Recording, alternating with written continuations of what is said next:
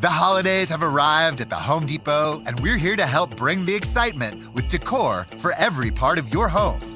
Check out our wide assortment of easy-to-assemble pre-lit trees so you can spend less time setting up and more time celebrating. And bring your holiday spirit outdoors with unique decor like one of our Santa inflatables. Whatever your style, find the right pieces at the right prices this holiday season at the Home Depot. At Sierra, discover great deals on top brand workout gear, like high-quality walking shoes, which might lead to another discovery. 40,000 steps, baby.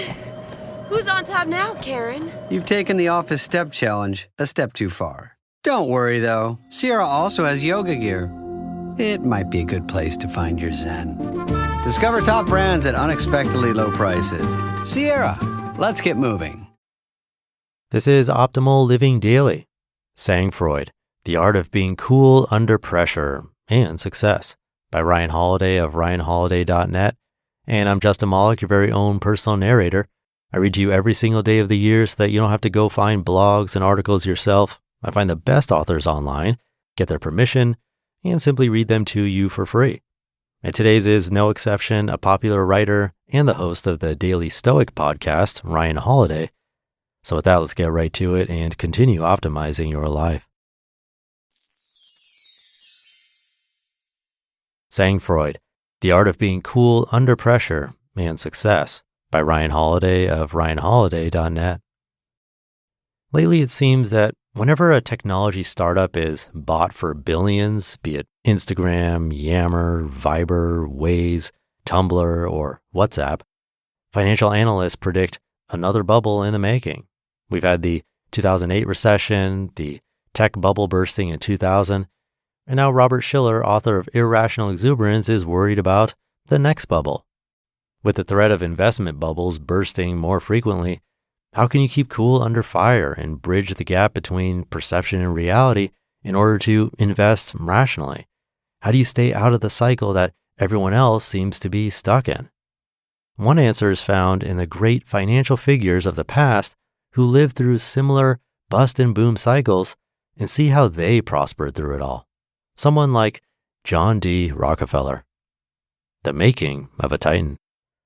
Rockefeller had barely begun his career as a bookkeeper and investor in Cleveland, Ohio, when the Panic of 1857 struck, a massive national financial crisis that originated in Ohio and hit Cleveland particularly hard. Just as he was finally getting the hang of things, here came the greatest market depression in history. But even as a young man, Rockefeller had Sangfroid, unflappable coolness under pressure. He kept his head while everyone else lost theirs. Instead of bemoaning this economic upheaval, he quietly saved his money and watched what others did wrong. He saw the weaknesses in the economy that many took for granted. This intense self-discipline and objectivity allowed Rockefeller to seize advantage from obstacle after obstacle in his life during the Civil War and the financial panics of 1873, 1907, and 1929. As he once put it, he was inclined to see the opportunity in every disaster. Within 20 years of the 1857 crisis, Rockefeller alone would control 90% of the oil market. His greedy competitors had perished. His nervous colleagues had sold their shares and left the business. His weak-hearted doubters had missed out. School of adversity. Rockefeller would make much of his fortune during market fluctuations because he could see while others could not. This insight lives on today in Warren Buffett's famous adage to, quote, "Be fearful when others are greedy and greedy when others are fearful," end quote. Rockefeller put those insights to use. When he was 25 years old, a group of investors offered to invest around $500,000 at his discretion if he could find the right oil wells in which to deploy the money. Grateful for the opportunity, Rockefeller set out to tour the nearby oil fields. A few days later, he shocked his backers by returning to Cleveland empty-handed, not having spent or invested $1 of the funds. The opportunity didn't feel right to him at the time, no matter how excited the rest of the market was, so he refunded the money and stayed away from drilling. Like Rockefeller, we must practice this type of self-discipline with our own investments, whether it's for a supposed blue chip IPO or our retirement fund. With assistance from our round-the-clock say-anything financial media, seemingly endless attractive opportunities abound. It is up to us to see through the madness of the markets. Later in life, Rockefeller said, quote, "Oh, how blessed young men are to have to struggle for a foundation and beginning in life. I shall never cease to be grateful for the 3.5 years of apprenticeship and the difficulties to be overcome all along the way," end quote. But Rockefeller wasn't born this way. This was learned behavior. These strategies were developed in the market, in bad markets specifically, and Rockefeller got this lesson in discipline in that crisis of 1857 in what he called the School of Adversity and Stress. Understanding that the obstacle is an opportunity is a formula Rockefeller and other icons used to graduate from this school of hard knocks using timeless philosophical principles forged over centuries. The obstacle is the way. Rockefeller's life is more than just an analogy. We live in another gilded age. In less than a decade, we've experienced 2 major economic bubbles, entire industries are crumbling, and lives have been disrupted. What feels like unfairness abounds. Financial downturns, civil unrest, adversity, but outward appearances are deceptive. What's on the inside is what matters. We can learn to perceive things differently, to cut through the illusions that others believe or fear. We can stop seeing the problems in front of us as problems. We can learn to see things simply as they are.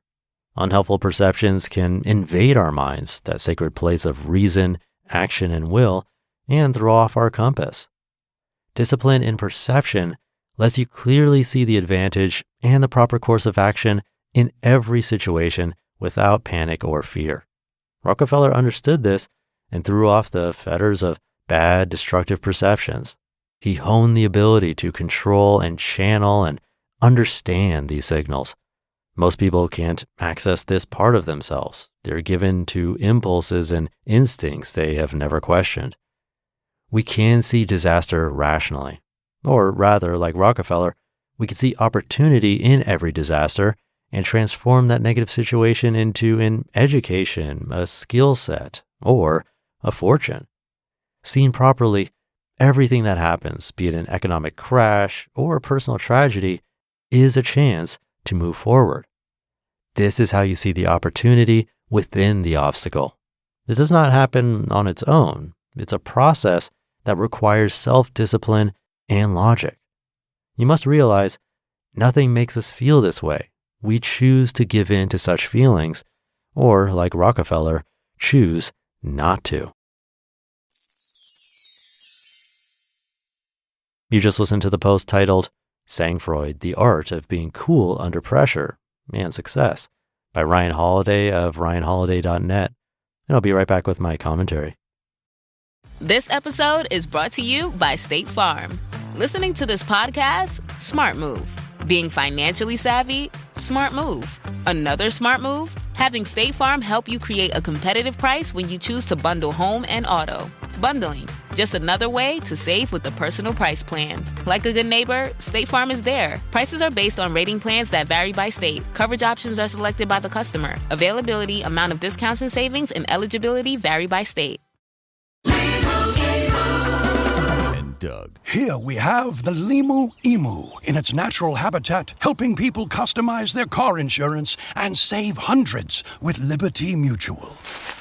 Fascinating. It's accompanied by his natural ally, Doug. Limu? Is that guy with the binoculars watching us? Cut the camera. They see us. Only pay for what you need at libertymutual.com. Liberty, liberty, liberty, liberty. Savings vary. Underwritten by Liberty Mutual Insurance Company and affiliates. Excludes Massachusetts.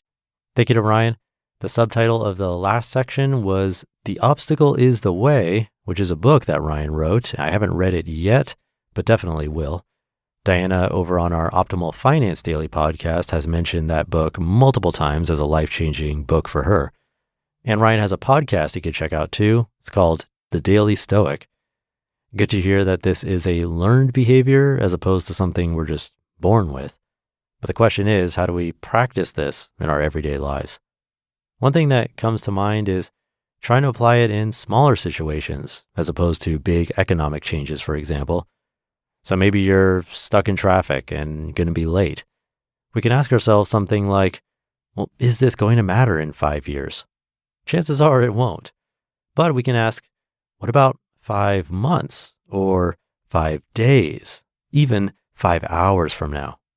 And that can turn this quote unquote disaster into what it really is, probably just a minor inconvenience. And that's doing what this article is talking about, seeing things as they are without the unnecessary emotions. Emotions are fine, of course, but sometimes they can be destructive. And it's important to see the difference. So thank you again to Ryan. Thank you for being here. Have a great weekend, and I'll see you tomorrow as usual, where your optimal life awaits.